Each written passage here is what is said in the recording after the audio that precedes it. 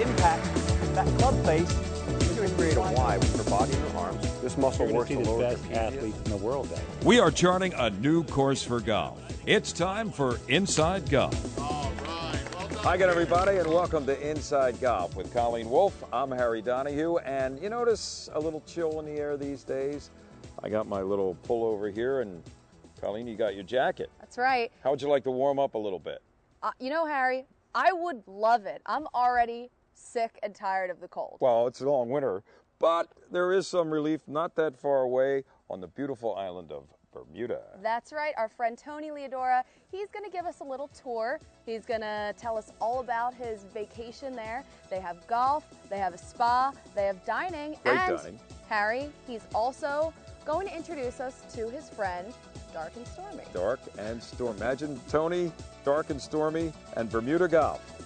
It's coming up next on Inside Golf. Inside Golf is brought to you in part by Yingling, America's oldest brewery, and by the Philadelphia Section PGA. To the duffers, the hacks, we've been there. To the 3 and 4 putters, we learned.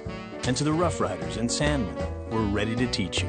To everybody out there who thinks they can't play the game, the over 28,000 PGA golf professionals say, we're here to help you discover or rediscover the joys of golf. To you, and you, and you, we're here. The Philadelphia Section PGA is here to teach you. Play golf, Delaware Valley.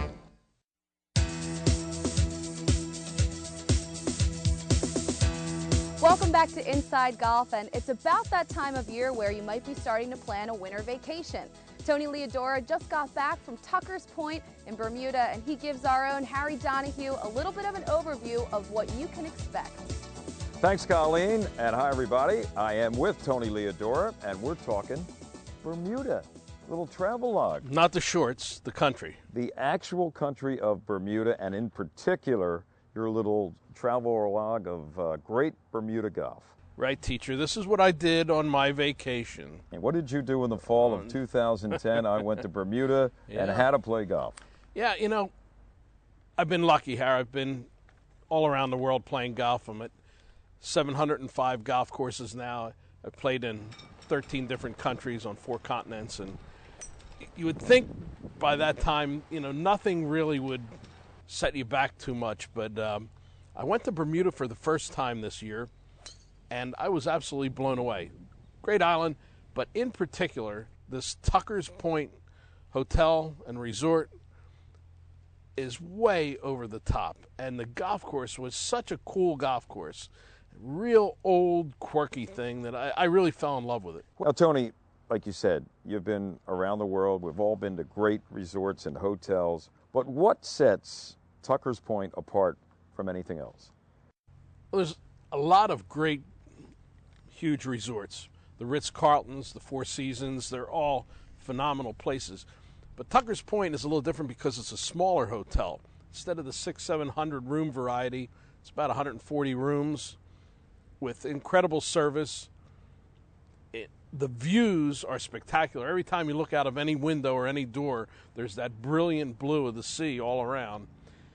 But then there was that greeting when you come to the front door of the hotel for the first time that really sets it off. So welcome to Tucker's Point in Bermuda. Your vacation starts right here. My name is Raymond. I'm the head doorman and bow captain. Welcome. This island's only 21 miles long, 2.5 miles wide at its widest point. They've got 9 golf courses there, and Tucker's Point is one of them. The Mid-Ocean Club, of course, is one of the famous ones, and you know that one. Very exclusive club. It's an old Charles Blair Macdonald design, built in the 20s, and is famous for its famous for how it beats you up. Number one, it's hard on the ocean. The wind is really, really something there. Some of the times, the rest of the times, it's way worse. Okay. So I mean, it sounds like Kiowa a little bit. It's Kiowa times 10. Wow. They have some really tough wind there, and they have a couple of famous holes right on the ocean. 17 and 18, the 2 closing holes, are 2 of the most famous holes in the world. Also, Bermuda hosts at Port Royal the Grand Slam of Golf. Now, the Grand Slam of Golf consists of the 4 winners of that year's majors. Now, this year they had a couple of non-winners because Phil Mickelson wasn't there and Graham McDowell weren't there. Right. Ernie Els took, I guess, who? Phil's or Graham's place? I think he took Phil's place. And David Toms? David Toms took Graham McDowell's place. And it paid off for Ernie. Ernie won, played very well, and the golf course there is newer than some of the others, newer than certainly the Mid-Ocean right. Club. Yeah, it was designed by Robert Trent Jones, and then renovated recently by Reese Jones to make it longer, and so it'll accept this. In the last couple of years, they've had the Grand Slam there. A very nice layout, really a good, strong golf course. Now, while you were in Bermuda, not only did you run into a lot of golfers, but you ran into the premier of Bermuda, who sort of has an interesting tie to the Philadelphia area.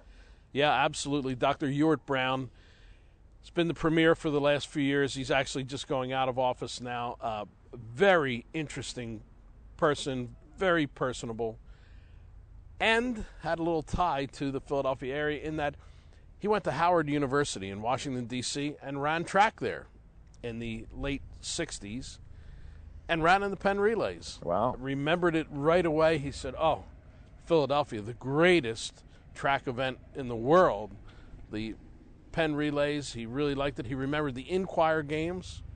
They were the indoor games at the old convention hall. Exactly. Not far from Franklin Field. So he came up and he said, you know, I competed and ran against some of the great runners in the world. I said, well, in those days, you must have ran against a lot of the guys from Villanova. He said, yes. He said, as a matter of fact, I did. And he said, but most of that competition consisted of me getting windburn from them as they went by. And he remembered he was a quarter miler, 400-meter, 440, and he ran against the great Larry James, the late Larry James, who died recently. The mighty burner from Villanova, Olympic winner, medal winner, and maybe the greatest 400 guy ever. And he ran against him, and he said that he just was amazed by him. That's so amazing terrific. how you can go to an island nation like Bermuda, primarily to play golf and see what's available in golf, and you run into somebody that takes you back to, what, the 60s? Absolutely. And Larry James and Jumbo Elliott at Franklin Field in the Penn Relays. Yeah, I guess, you know, it's something that he never forgot, and he was great to talk to. It was a real nice conversation with him, and he has a lot of great feelings for his time in America, but especially in Philadelphia. Really liked it. All right, now, besides golf and besides maybe dining and going to the beach, one of the big pastimes for a lot of tourists in Bermuda is riding mopeds. Now, somehow, That's right. Tony, you on a cart is difficult enough. That's right. But a moped? It didn't happen. Did not happen. And I wouldn't recommend it for a lot of people. You know, they have these romantic memories of riding the mopeds around, well, maybe 30 years ago. But Bermuda has developed a lot since then. Now, the mopeds sound exciting. But when we come back, Tony, we're going to look at the golf at Tucker's Point, plus some extras, like the spa and the dining.